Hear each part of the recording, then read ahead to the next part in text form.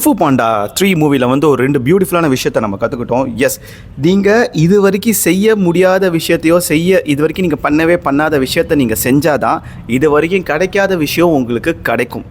So உங்களுக்கு நியூவாக ஏதாவது விஷயம் வேணும்னா அப்போ இது வரைக்கும் நீங்கள் ட்ரை பண்ணாத விஷயத்தை நீங்கள் ட்ரை பண்ணி தான் ஆகணும். இந்த ஒரு விஷயமும். ரெண்டாவது, ஒரு கோச் வந்து தன்னோட ஸ்டூடெண்ட்டை எப்படி நம்ம ரெடி பண்ணோங்கிறது அந்த ஒரு டைலாக் மூலிமா சொல்லியிருப்பாங்க.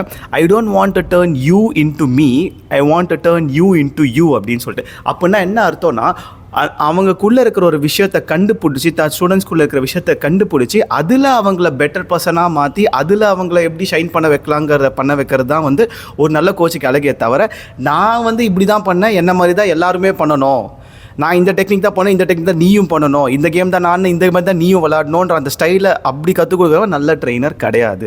அந்த ட்ரெயினர் வந்து ஒருத்தவங்களோட டேலண்ட்டை நாஸ்தி பண்ணுற ட்ரெயினர். ஸோ உங்கள் ட்ரெயினர் உங்களுடைய விஷயத்தை கண்டுபிடிச்சி உங்கள் ஸ்டைல்லையே உங்களை பெட்டராக பண்ண வைக்கிறாங்கன்னா அவங்கக்கிட்ட போங்க. இது தங்கல் படத்தில் வந்து அமீர் கான் சொல்லியிருப்பார். இது வந்து எப்படி இருக்குன்னா, ஷேவா கிட்ட போயிட்டு ராகுல் டிராவிட் மாதிரி விளாடுன்னு சொல்கிற மாதிரி இருக்குன்னு சொல்லிட்டு.